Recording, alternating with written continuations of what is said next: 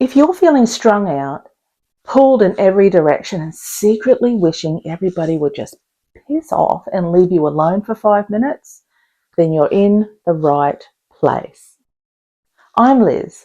I'm a psychologist, and today we're going to look at 5 common signs that you might need a boundary in your life and how you can start doing that without turning your whole life upside down or feeling really, really guilty about it.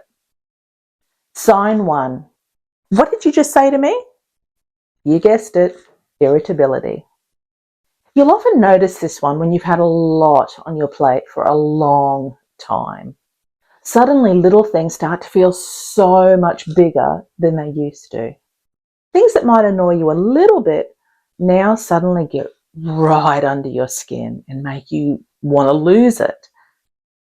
Like someone breathing too loudly.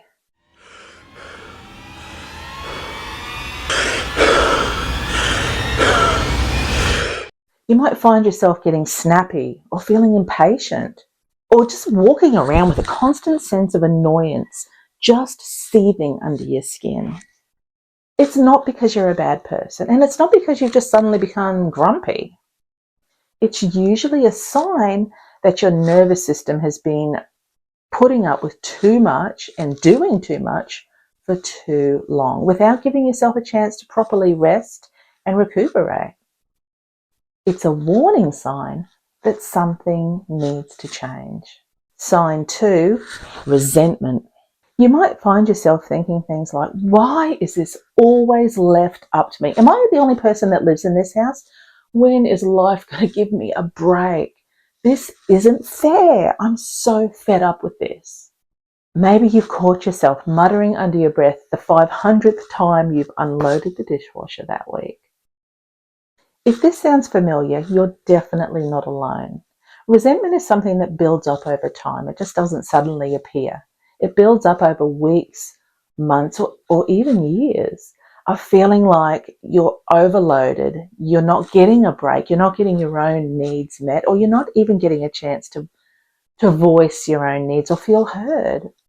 It often shows up when life has been busy for a long time and you've been carrying a lot of responsibility and more than your fair share for a long time. You've been keeping everybody else going. You've been keeping those plates spinning in the air without any of them falling down. Putting your own needs at the bottom of the list all the time because you just don't have the time or the energy to be able to do anything for yourself. Eventually, when this happens long enough, part of you starts to go, hey, wait a minute, what about me? And when that need or that answer doesn't get met, that's when resentment starts to creep in and it starts to build up over time. It doesn't make you a bad person. It just means that your cup has been running on empty for a long time. In fact, it's so empty, it's probably bone dry. The third sign is withdrawal. And this one can be more obvious to sometimes the people around you than it can be to yourself straight away. You feel so overwhelmed, so overstimulated, so exhausted that you just want to block everything out. You might find yourself fantasizing about going to a deserted island, no Wi-Fi, no responsibilities, and nobody calling your name every 4 seconds.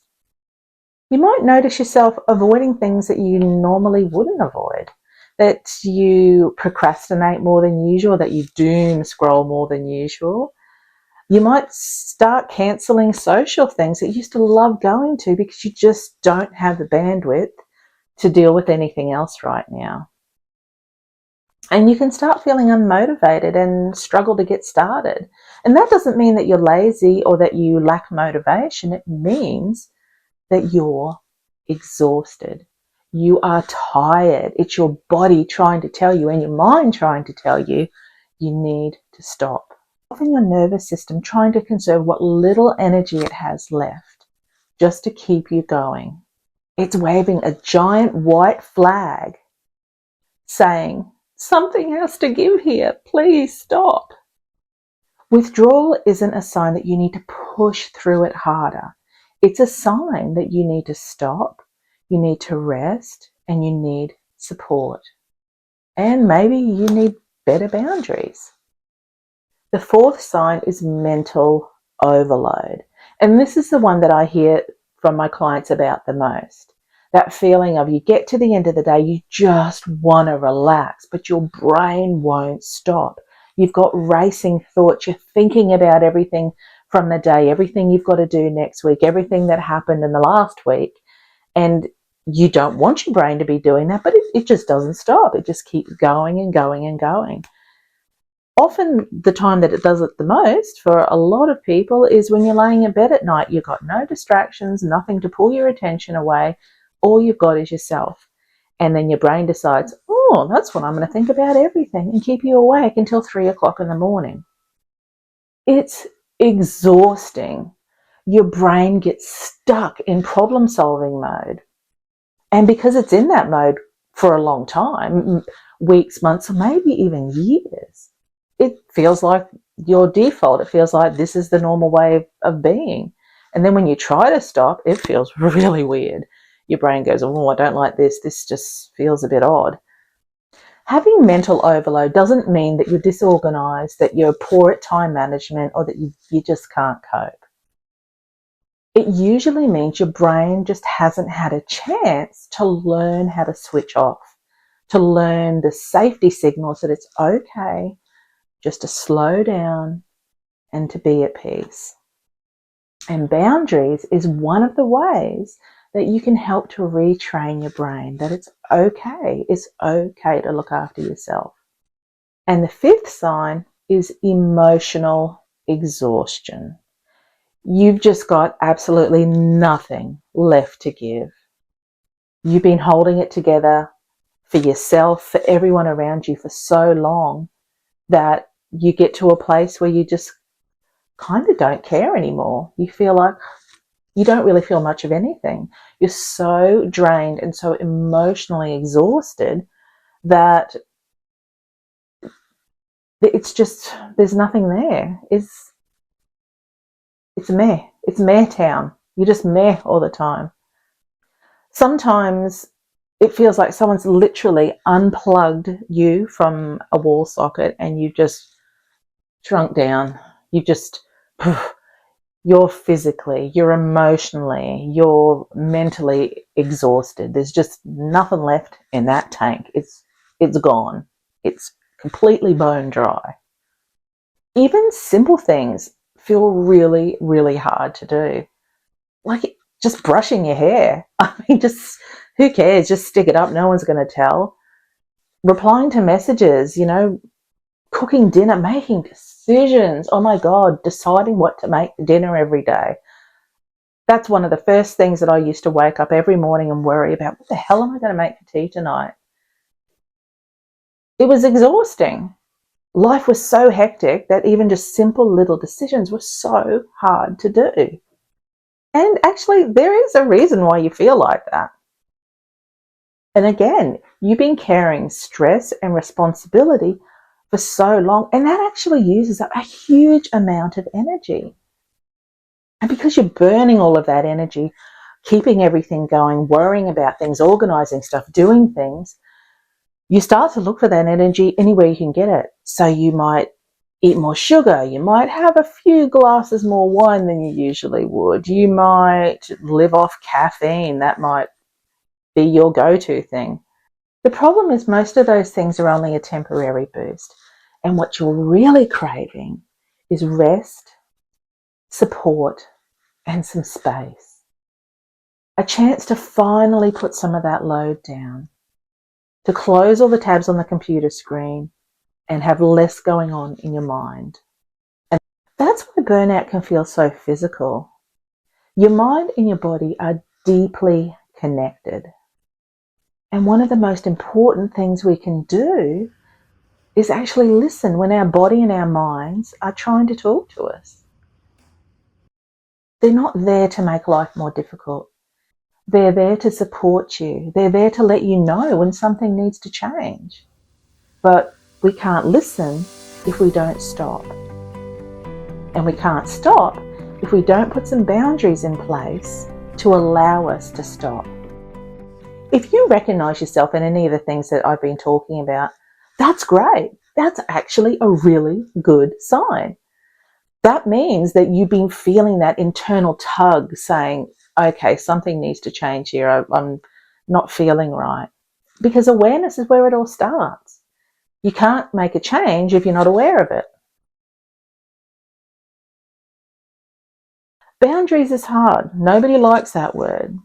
I'm a recovering people pleaser, and I used to cringe whenever I thought I had to put a boundary in place because I thought it meant having a difficult conversation with someone. I thought it meant being confrontational, and that just filled me with dread. And it's just so much easier just to not go there and just say, you know what, I'll just keep doing it because it's just not worth the aggravation or the potential upset, or God forbid I disappoint someone and they think poorly of me. So it's just easier to keep doing it. But when I say boundaries, what do you think about? What comes to your mind first? How does it make you feel? If you're a recovering people pleaser, does it make you think, oh, no, nope, not going there, not interested in that? If you're a high achiever, does it make you think, yes, the answer to my prayers, please, please, I need some boundaries, help me? Does it make you feel annoyed or hopeless and think, well, that's great, but who's going to do it? All of those feelings are valid. Boundaries it's not a dirty word. It's okay. In fact, you're putting boundaries in your life every day and you probably don't even realize it. Each time you make a decision to, I don't know, put more fruit and veg into your diet, that's a boundary around your health. If you decide, I'm not talking politics with my family anymore, that's a boundary around protecting your relationships. If it's, I'm not going to look at my phone for the first half hour of waking up every morning, that's a boundary around using your digital tech. So these boundaries are just small decisions that you make every day. Some of them are ones that you talk to other people about. Some of them are ones that you just keep to yourself and you keep them internal. Boundaries don't have to be confrontational. They don't have to be complicated.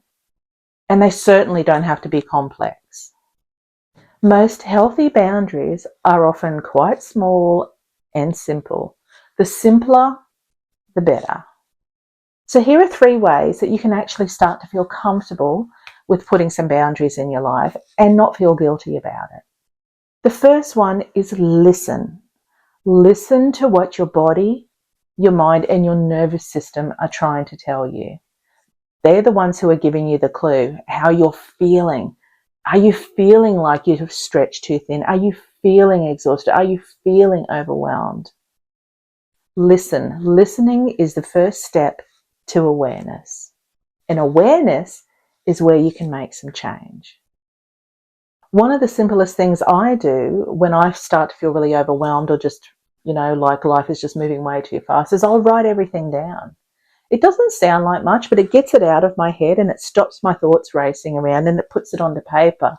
And then I can actually look and see, well, is this something important that I need to keep doing? Is this something that I can get somebody else to do? Do I have to be doing this all the time? Is this something that can wait? Or do I even want to be doing this? And where am I feeling stretched then? Is it work? Is it family? Is it health?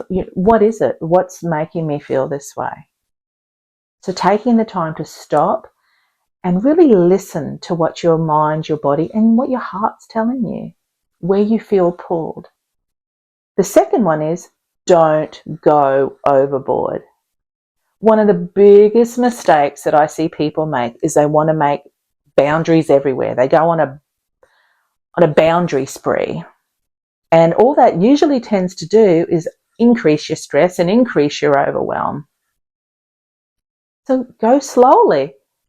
Take your time, one small, simple boundary at a time. In fact, some of the most powerful boundaries that you'll make are the quiet ones that you keep to yourself. Maybe like, I'm going to stop for a minute every hour and just focus on my breathing for 30 seconds. Or I'm not going to automatically say yes whenever someone asks me to do something. I'm going to stop and think about it and say, I'll get back to you. Little simple boundaries. Don't have to be complicated, don't have to be confrontational. And 3 is practice, practice, practice. Like anything, boundaries take practice. You slowly build your boundary muscles over time. You get more confident with setting boundaries each time that you do it. Each time you see that, okay, I've set a boundary and the world didn't fall apart. Nobody cancelled me. Everybody still likes me. Life is still okay. And I actually feel calmer, more grounded, and more like life is moving at a manageable pace. So every time you do a boundary, number one, acknowledge it and give yourself some kudos for it, because it's not easy. The easiest thing is to keep going and not do it, and just to keep pushing through. But the only one who pays the price of that in the end is you. The hardest thing for a lot of people is to stop and say, okay, where can I start making some small changes? Where can I start to practice doing this? And you've done that with awareness. You've done that without going overboard. And now you're practicing it.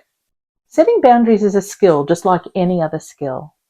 So the more you do it, the more confidence you get, the more confident you feel to do future ones, the more confident you feel to do some of the more complicated ones that come around relationships with people that you have emotions attached to. They're always the trickiest ones, obviously. And each time you set a boundary, you're teaching your nervous system that it's okay. It's okay to put your needs first.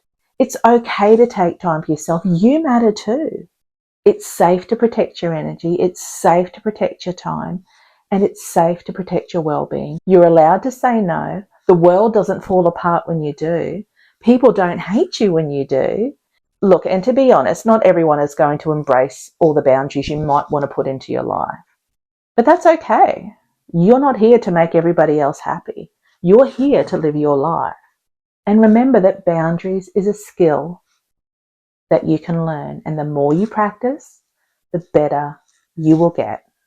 If you'd like some extra help feeling calmer, more grounded, and more connected to yourself, I've created a free 7 days to a calmer you email challenge.